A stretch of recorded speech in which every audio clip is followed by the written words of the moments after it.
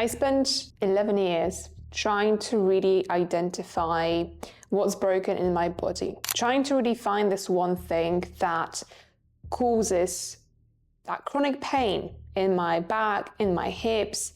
You know, me waking up and worrying about, is today going to be the day? Is today going to be the day I can move, I can train, I can go and do something random with my friends or family? Or is today going to be the day when I just need to sit that one out and rest, right? Because the pain wouldn't allow me to do the things that I wanted to do. So I was searching for that one thing, you know, a herniated disc, maybe hip impingement, maybe, I don't know, just something wrong with my spine, with my hips, with my bones, with my muscles.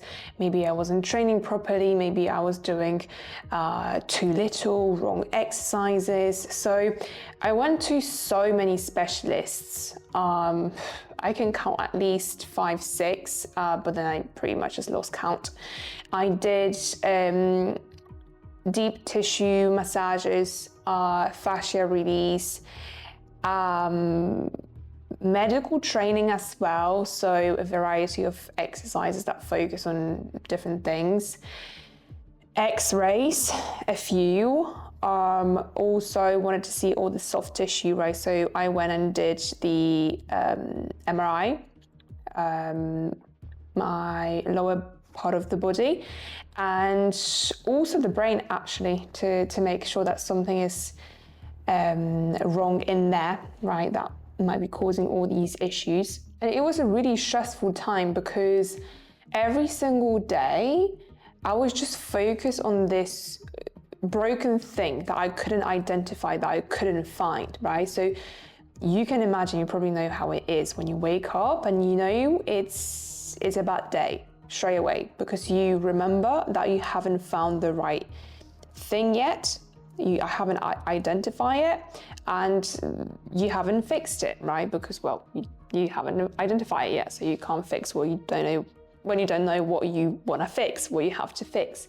So every day on top of, you know, me working really, really hard. So obviously back in the day, that's not really where my pain started, because when I was a professional athlete, I was doing show jumping. I was really young.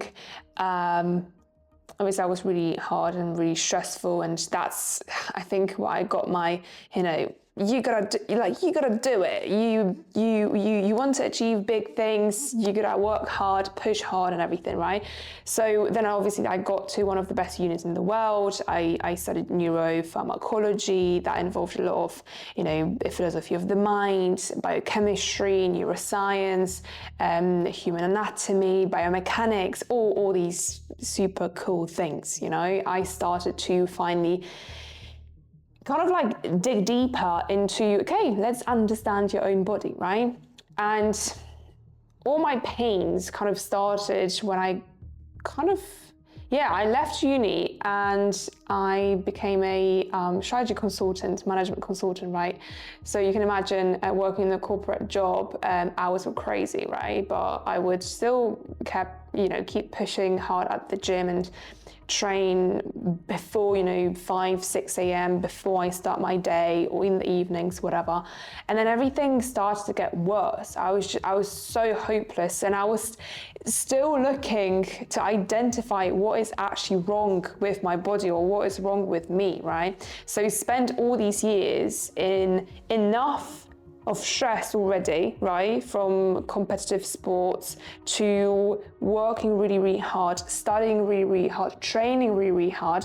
And I just added more pressure to this soup of stressful factors, stressful things, trying to identify one thing, just tell me what is wrong with me. And I think that disconnect, well, I know that disconnect between how strong I looked, how strong I was, because people would literally come up to me and ask, like, how do you handle all of this?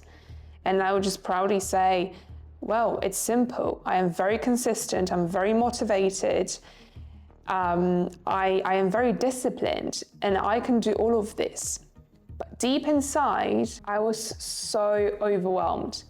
I was so extremely overwhelmed by the constant living in my head, worrying about, I don't know the answer. I don't know, I can fix everything, but I don't even know what to fix anymore.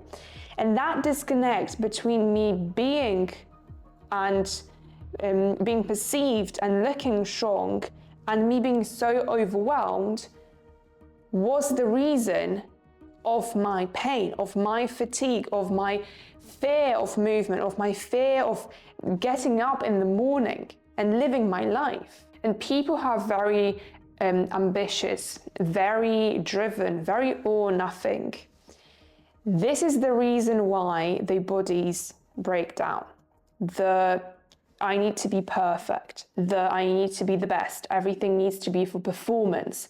If they can't do it, I will do it. Just to prove something to yourself, constantly having to achieve more and more and more. Also kind of links with you being very analytical, just like I am, you know, like I see kind of everything in processes and numbers, you know. I wouldn't even call myself like a very creative person. I'm definitely just like 2 + 2 is 4, you know.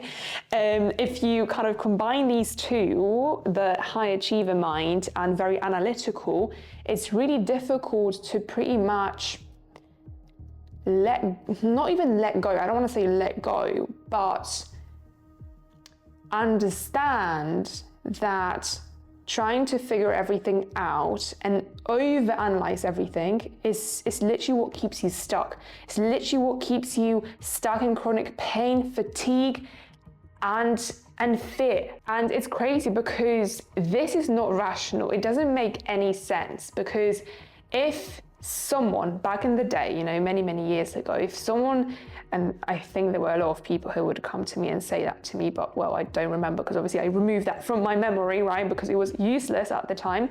So if someone came to me and say, Anya, maybe it's time to actually focus on the good things and the positives. What? Come on, I'm a realist. I'm not going to be, oh, woo woo, everything is great, all that stuff. I need to analyze everything. I need to understand why I'm in pain, right?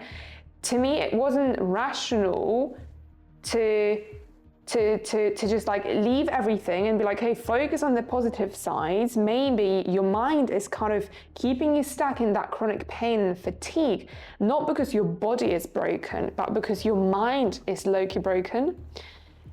Now I know better. And now I teach other people how to kind of think less, how to do less, to finally unstuck their life, their body, how to stay healthy and strong and pain-free forever. So if you ever wanted to work with me one-to-one, this is the only offer that I have. You can message me on Instagram. Ideally MMM, movement mastery method. This is my own neuroscience-based method that I built.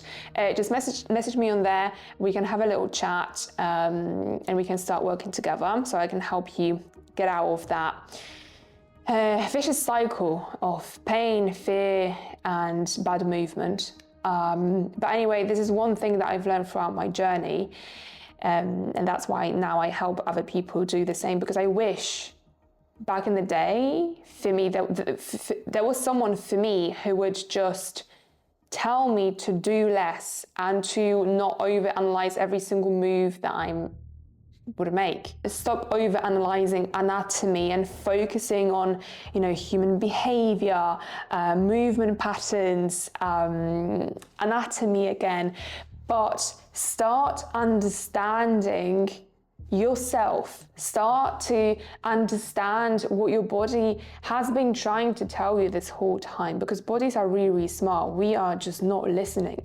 We are trying to outsource every single problem and ask people for advice, ask people for fixes, ask ChatGPT and Google, instead of just asking ourselves.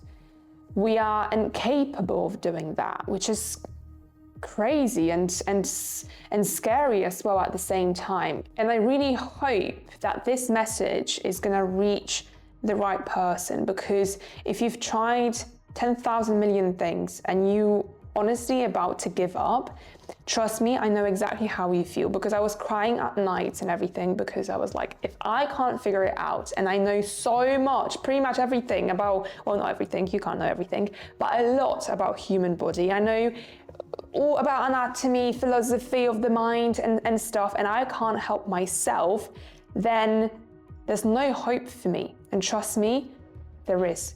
There is hope for you. You just need to understand, learn how to listen to your own body. Because once you do that, no one can take that away from you. And you're finally gonna be pain-free.